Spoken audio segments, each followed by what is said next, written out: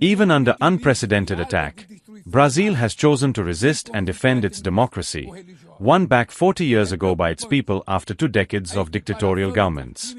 There is no justification for unilateral and arbitrary measures against our institutions and our economy. This interference in domestic affairs is aided by subservient far-right, nostalgic for former hegemonies.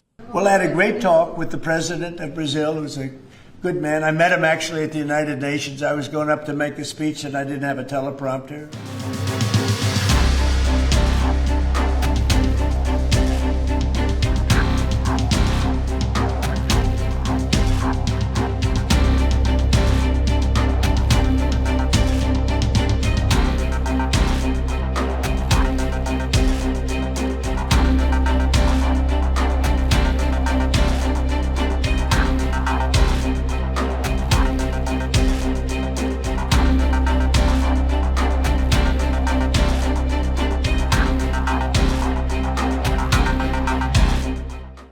Created at the end of the war, the UN symbolizes the highest expression of the aspiration for peace and prosperity. Today, however, the ideals that inspired its founders in San Francisco are under greater threat than ever before. Multilateralism is facing a new crossroads. The authority of this organization is in check. We are witnessing the consolidation of an international disorder marked by repeated concessions, the politics of power, attacks on sovereignty, arbitrary sanctions. Unilateral interventions are becoming the norm. There is an obvious parallel between the crisis of multilateralism and the weakening of democracy. Authoritarianism is strengthened when we omit ourselves in the face of arbitrariness. When international society falters in its defense of peace, sovereignty, and the law, the consequences are tragic.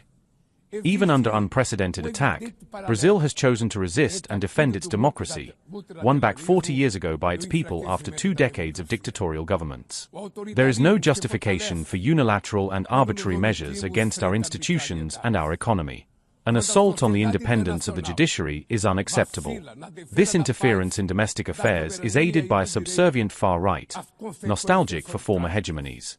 False patriots, architect, and publicly promoting actions against Brazil. There is no peace with impunity. Brazil has sent a message to all autocratic candidates and those who support them. Our democracy and our sovereignty are non-negotiable. We'll follow as an independent nation and as a people free from any kind of tutelage.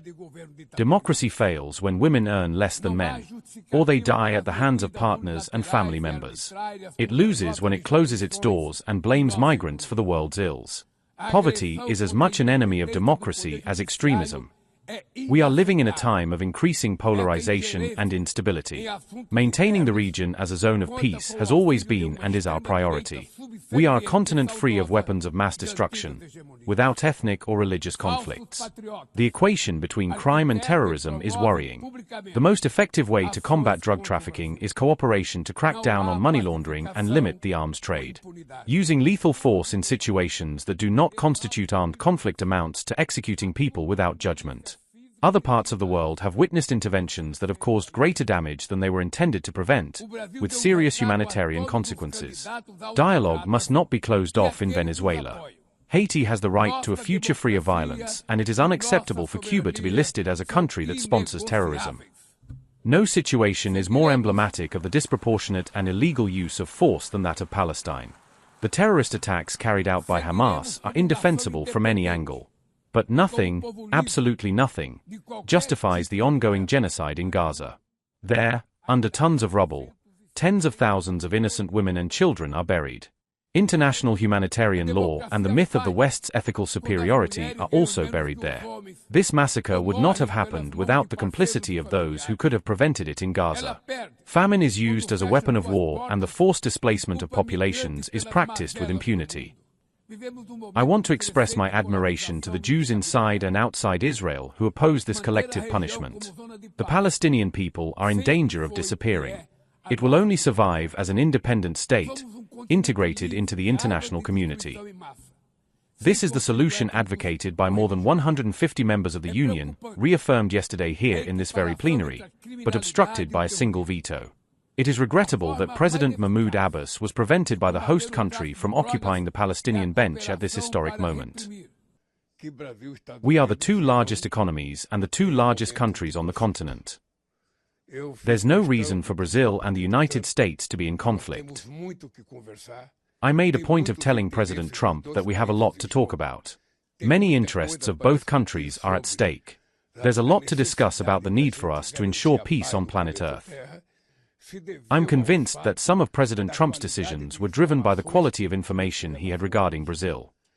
When he has the right information, I think he can easily change his position, just as Brazil can change its position.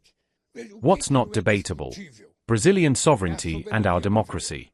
This is not debatable, not with President Trump, not with any president in the world. This is Brazilian sovereignty and we will not give up. I really believe in the power of words and, therefore, I'm interested in this conversation and I hope it happens soon. In Brazil's case, we don't have to lose.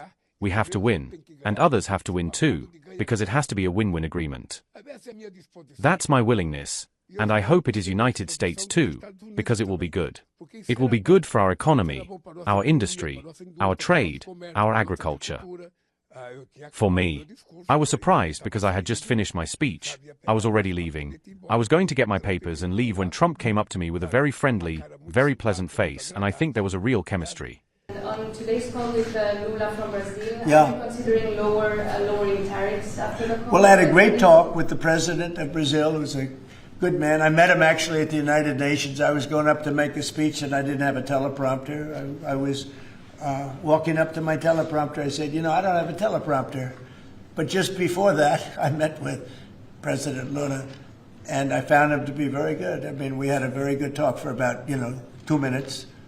And then I went up to make a speech, and I was surprised to see, how would you like that one, Doug? I've got every leader in the world sitting out there. And my teleprompter isn't on. You know why, Daniel? Because it was a rigged deal.